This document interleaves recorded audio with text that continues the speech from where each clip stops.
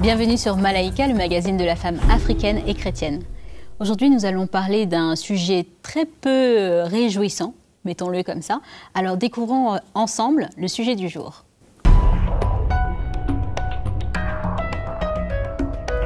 Voilà, vous l'avez découvert, on parle aujourd'hui d'euthanasie. Certains diraient mourir dans la dignité, mourir en abrégeant ses souffrances le plus rapidement possible. Est-ce que cela est chrétien? Pour nous les chrétiens qui regardons, on va essayer de répondre à aussi certaines questions scientifiques avec un invité que vous allez découvrir dans un petit moment. Mais avant tout, on va accueillir bien sûr le panel habituel, Mama Audrey, Mama Janine et Magali.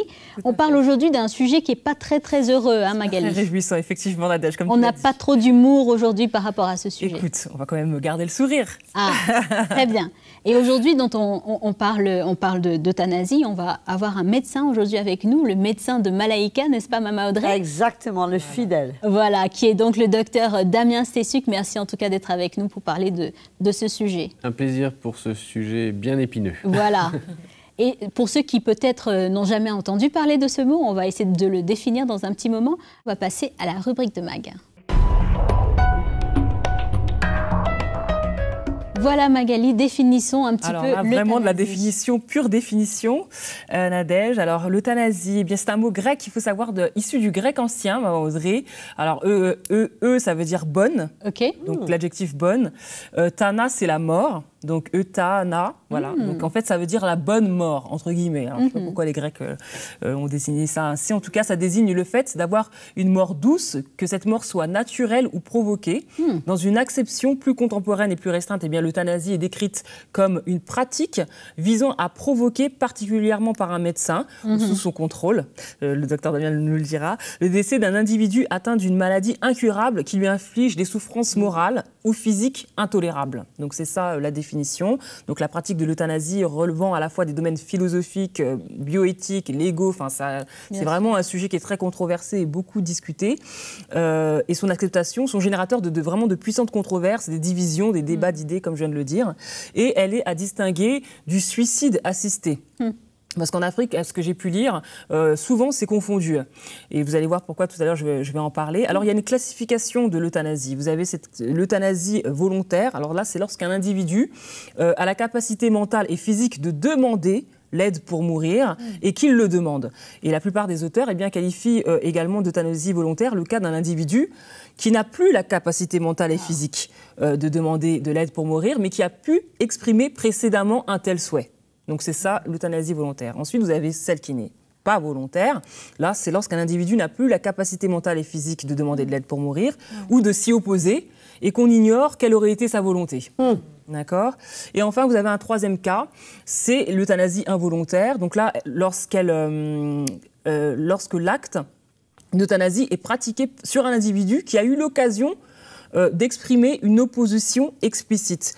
Donc, vous avez ces trois catégories pour l'euthanasie. Et en Afrique, eh bien, le constat est le suivant. Eh bien, ça reste un sujet très tabou.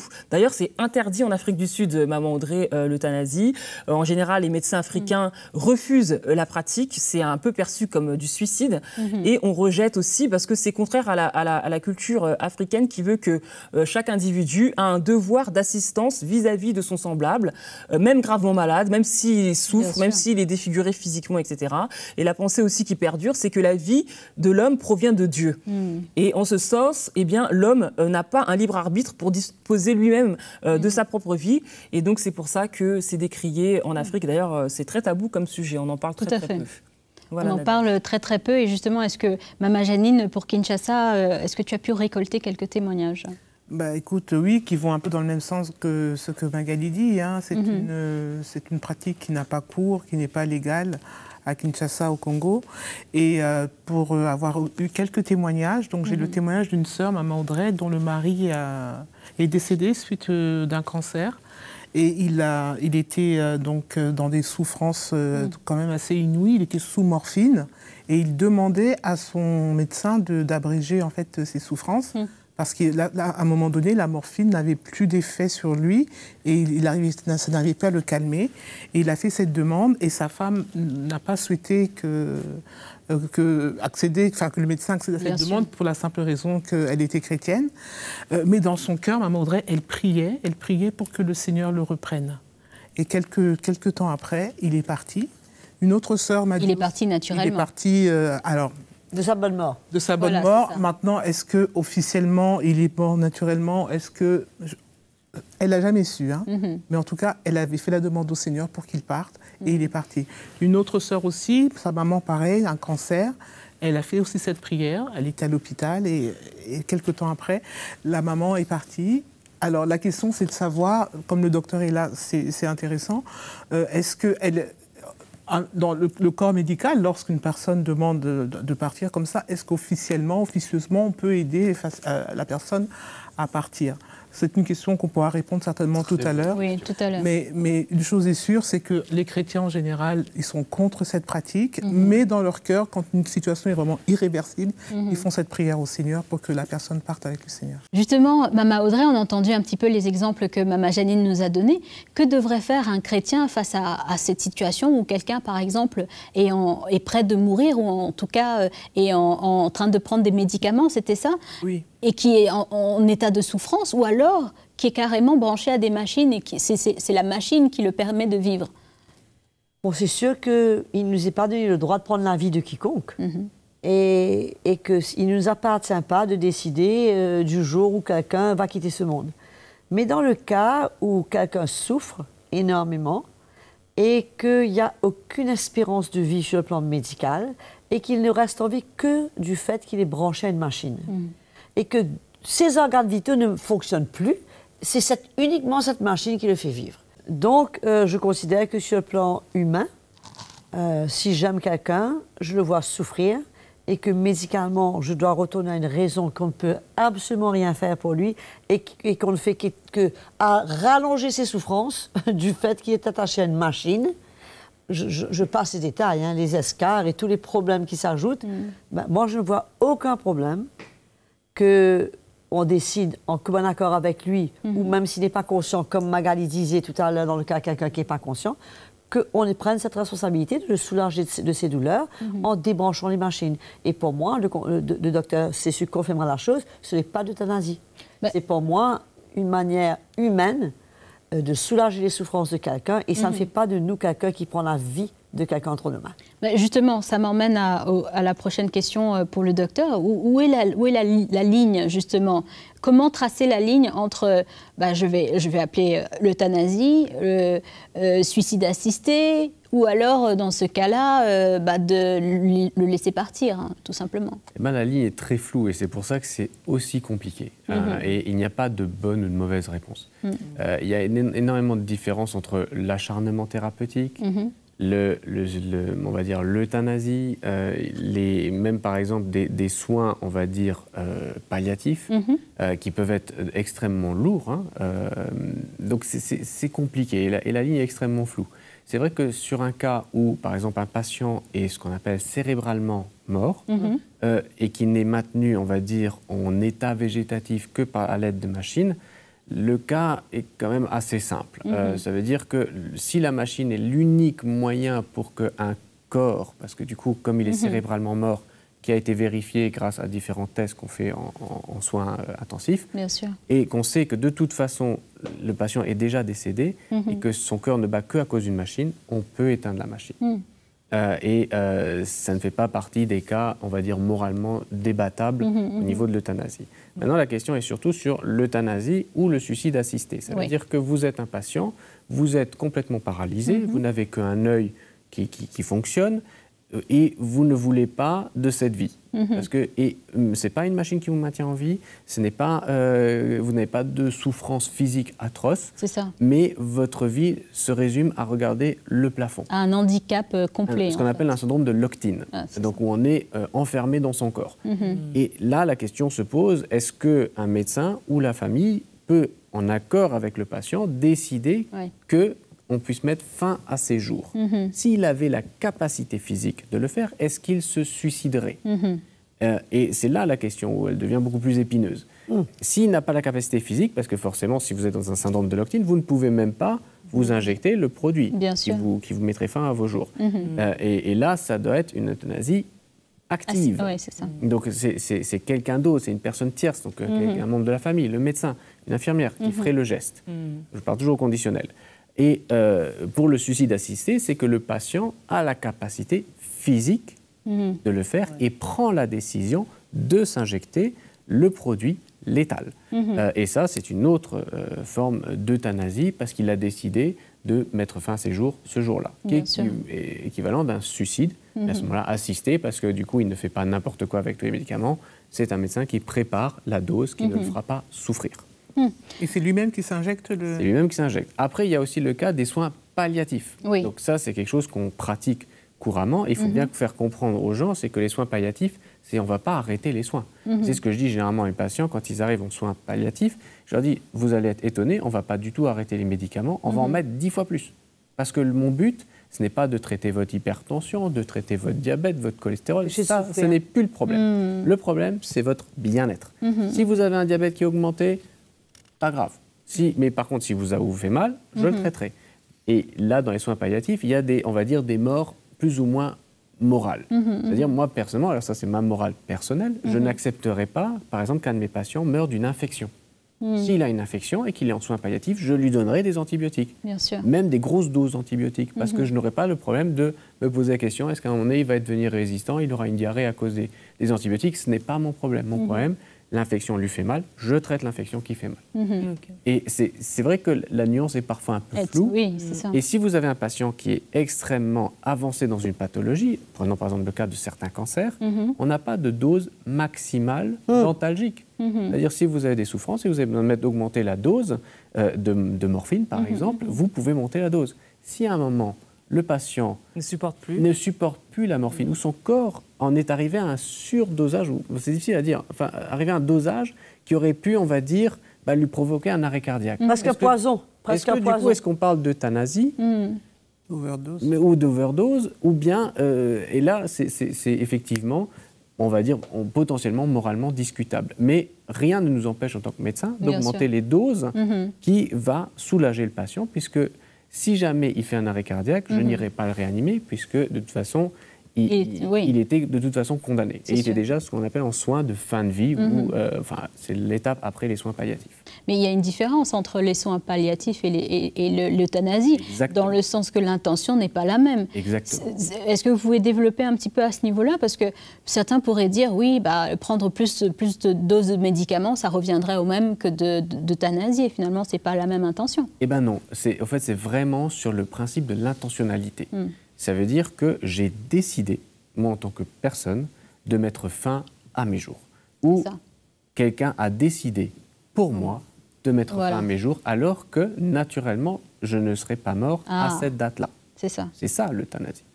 Un peu comme si vous avez... Alors c'est triste, mais on le fait depuis très longtemps pour les animaux. C'est-à-dire quand vous avez un animal qui souffre, pour ne pas le laisser souffrir, ça ne nous pose pas de problème de le piquer. Et donc, c'est ça l'euthanasie. C'est-à-dire qu'on a décidé, nous, de prendre la vie de cette personne. Et en plus, on le fait lui-même. Et on le fait de manière très humaine, en leur dormant en premier, pour qu'ils ne souffrent pas, et ensuite l'injection. Et c'est la même chose pour les humains, je présume. Exactement. Et c'est là où c'est très protocolé, et ça dépend des pays. Il y a des pays qui le pratiquent de façon légale, d'autres le font de façon, on va dire, cas par cas, où on va dire c'est ambigu, et c'est vrai que c'est quand même un sujet quand même assez ambigu, et d'autres pays qui l'interdisent totalement. Et c'est là où c'est encore plus compliqué, parce que du coup, est-ce que si on donne des médicaments trop forts, est-ce que du coup le médecin est attaquable ou pas? C'est compliqué, c'est vrai. Et donc l'euthanasie doit être faite de façon digne. C'est-à-dire que si le patient a décidé et que vraiment il n'y a aucune possibilité, comme pour un syndrome de Lockton, et que évidemment on ne va pas injecter n'importe quoi. On va d'abord injecter un anesthésiant, et le patient s'endort et ne se réveille pas. Bien sûr. Nous sommes aussi chrétiens, même à Audrey, donc les miracles existent. Il y a des possibilités que le Seigneur il fasse un miracle dans un corps peut-être qui avait été condamné déjà dans des syndromes par exemple, ou des cas où des gens sont dans un coma, ou je ne sais pas, sous la correction du docteur, hein, qui reviennent, ils reprennent connaissance, et que peut-être on décide pour eux à un moment donné. Est-ce que quelque part, en tant que chrétien, on ne devrait pas garder la foi, comme on dit, jusqu'au bout? La chrétienté, ce n'est pas une mesure pour tous, un règlement pour tous. Hein. Il y a différents cas de situation, il y a différentes situations. Il y a peut-être une femme, une épouse qui connaît exactement les désirs de son mari, elle sait ce qu'il aurait fait, et par contre, elle sait que maintenant, mon mari aurait voulu, lui, que je continue à faire confiance au Seigneur, et je vais continuer à faire confiance au Seigneur, en dépit de tout, malgré tout. Il y a différents cas. Mais le fait, c'est bon de savoir au moins que, comme c'est clairement indiqué par le docteur, ce que c'est que l'euthanasie. Et je pensais, pendant que le docteur a parlé, le problème des pays aujourd'hui. Justement, moi j'aimerais rebondir sur la question justement chrétienne de la chose. Est-ce que nous, en tant que chrétiens, on peut valider et quelque part encourager ce genre de pratique? Absolument pas. On ne peut pas prendre la vie, c'est quelque chose que Dieu ne nous a pas donné. On ne peut pas encourager quelqu'un qui veut se faire euthanasier ou d'euthanasier quelqu'un. C'est impossible. Mais le fait est que la situation aujourd'hui est une réalité qui a emmené les gouvernements à arriver à ce genre de décision. Ça n'a pas été pris du jour au lendemain, puisque quand on réalise, je ne sais pas, je n'ai pas vérifié les statistiques pour savoir est-ce que l'euthanasie a réduit le nombre de suicides indirectement.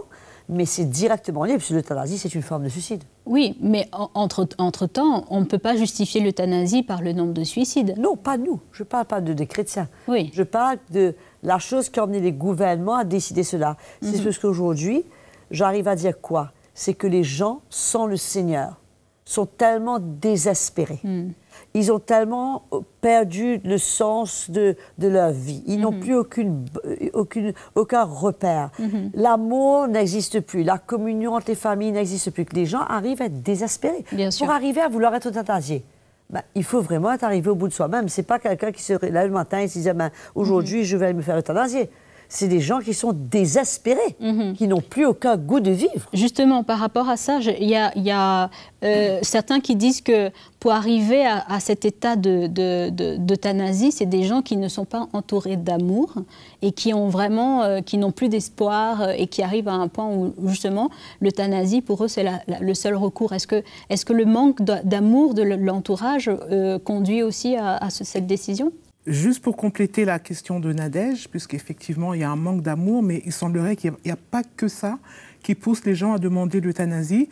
Il y a aussi la solitude, il y a aussi la crainte de peser sur les familles, parce que bien souvent les familles, et en Afrique encore plus, mettent leur vie entre parenthèses pour pouvoir prendre soin des familles qui sont malades, en sachant qu'il y a aussi un coût financier, Maman Audrey, parce que dans les hôpitaux, il n'y a pas de service de restauration. Bon, bien que la personne qui est euthanasiée, elle n'a pas forcément à se nourrir, mais en tout cas, il y a un coût financier, parce qu'on doit payer aussi les soins, etc. Et c'est toutes ces raisons qui poussent les gens à demander l'euthanasie. Est-ce que... Alors, bien sûr, ce n'est jamais un choix, on va dire, facile, et c'est toujours un choix ultime, puisque c'est mettre fin à la vie. Donc forcément, c'est un choix que vous avez pris en dernier recours. Et malheureusement, le manque d'amour, pas toujours. Ça veut dire que ça peut être des gens qui sont très entourés, très aimés, mais ça vient toujours d'un désespoir personnel, où on se dit « ma vie ne vaut plus la peine d'être vécue ». Ce qui est effectivement compréhensible quand vous avez un syndrome de Lockton et que la seule espérance que vous avez, c'est de bouger votre œil gauche. Donc effectivement, est-ce qu'on considère cela étant une vie?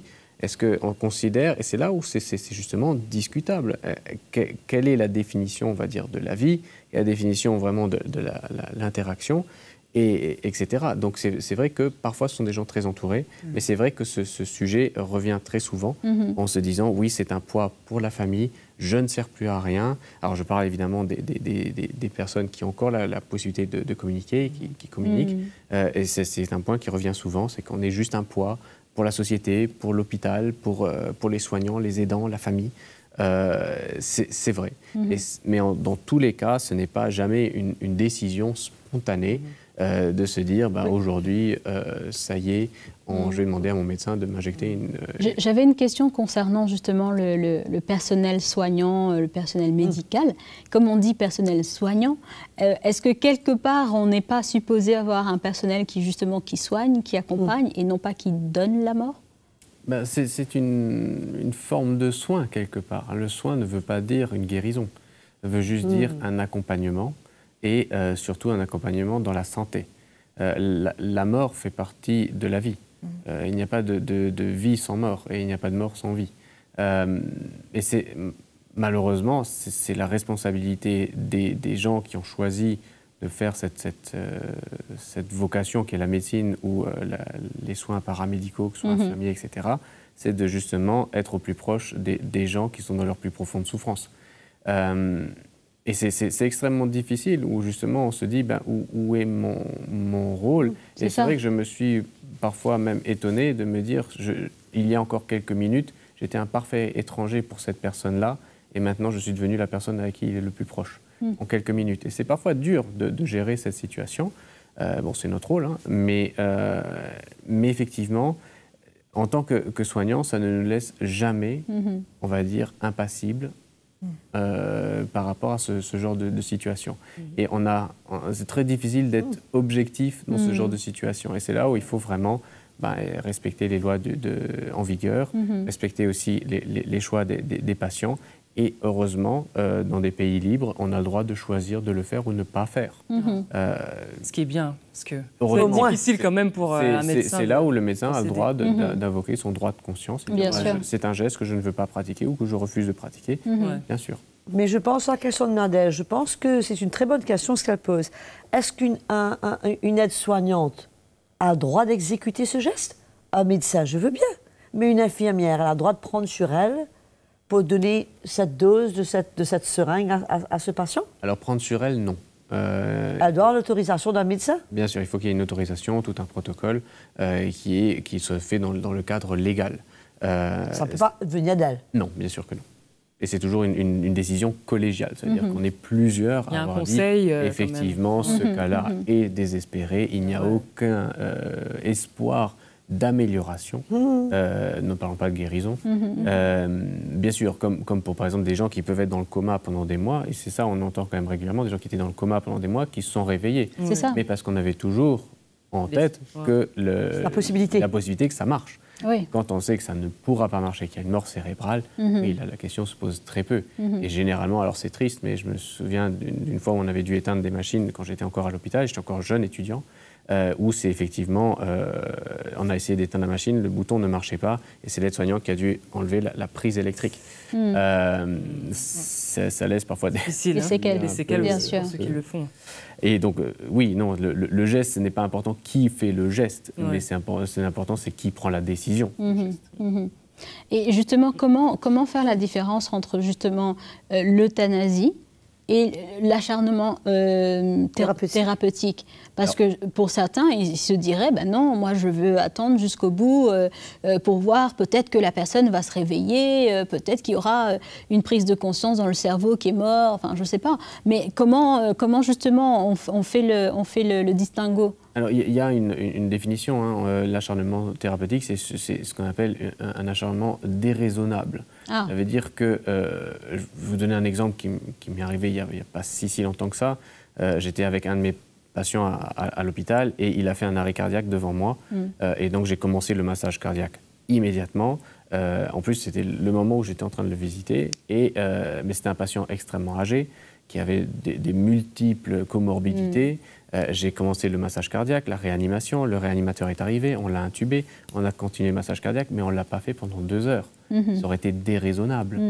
Comme il était déjà très avancé dans sa pathologie, au bout d'un certain temps, avec le réanimateur, le médecin de garde, moi-même, on a décidé, là on arrête.